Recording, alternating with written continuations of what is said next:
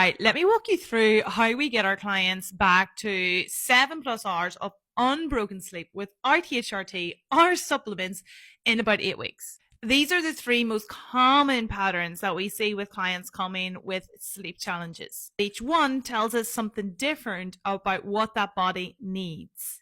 I'm the founder of a fully virtual menopause practice that specializes in symptom reduction without needing HRT or supplements. I'm also a member of the Menopause Society, and I'm a huge advocate of menopausal education.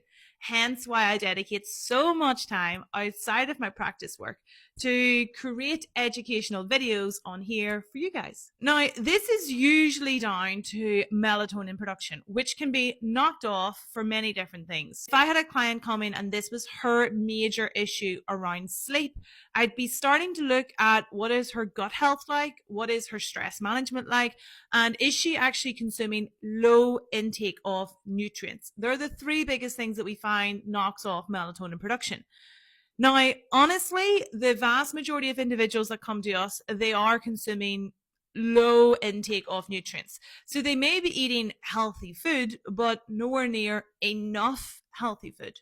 Now, this one will depend on why. So, why are you waking up? Is it because you need to get up to go to the bathroom? That's a sign of a weak pelvic floor.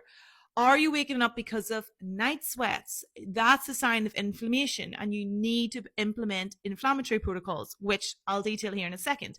Or are you just waking it up, just like ping at 1 a.m., 2 a.m., 3 a.m., you're just bright-eyed, bushy-tailed, you're just waking it up.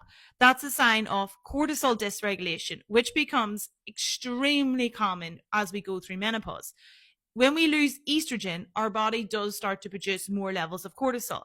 Now, cortisol is usually used as a gimmicky fear tactic word on social media.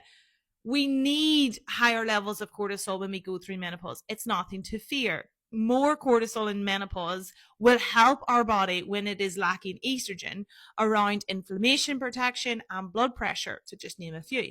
So we need higher levels of cortisol, but too much cortisol is when we run into an issue. So if you're tired even after sleeping, that would show that you're not getting a deep enough sleep. And there's a big difference between just sleeping and actually getting enough sleep quality. I wouldn't be an advocate of menopausal education unless I actually provided menopausal education.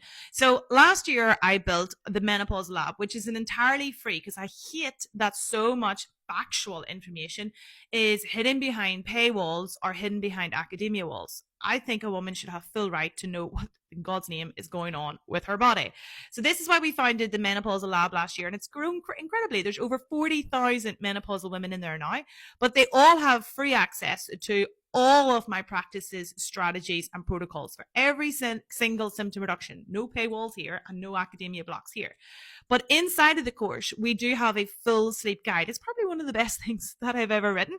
But inside of it, you'll see all of the pelvic floor exercises, all the kind of foods in terms of melatonin production, how to actually help with getting a deep sleep, how to actually help with cortisol dysregulation, everything that you need that I just discussed around those three things, all broken down step by step. So you can head over to the bio and join the Menopausal Lab in there, and I'll see you in the next video.